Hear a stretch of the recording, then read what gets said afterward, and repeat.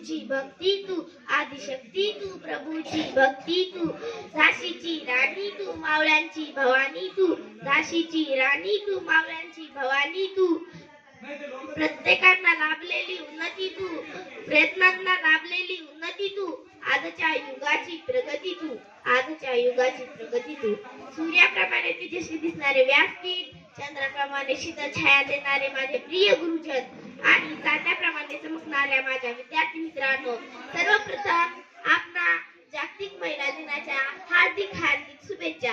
आज 8 मार्च जागतिक महिला दिन। महिलाविषयी आभार व्यक्त करण्यासाठी दरवर्षी 8 मार्च हा दिवस मोठ्या उत्साहात, जल्लोषात, आनंदाने जगभरात साजरा केला जातो। महात्मा फुले बरोबर स्त्री शिक्षणासाठी झटणाऱ्या सावित्रीबाई फुले, साने गुरुजी, शाप संस्कृत करणाऱ्या यशोदाबाई, डॉक्टर बाबासाहेब आंबेडकरांच्या कार्यात साथ देणाऱ्या रमाई, कर्मवीर भाऊराव पाटील यांच्या सोबत गोरगरिबांच्या शिक्षणासाठी झटणाऱ्या लक्ष्मीबाई, अशा प्रकारे प्रत्येकाच्या आयुष्यात स्त्रियांचे योगदान अनन्यसाधारण आहे।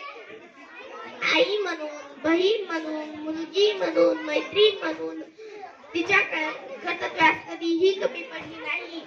तिला हवी असते फक्त तुमची साथ।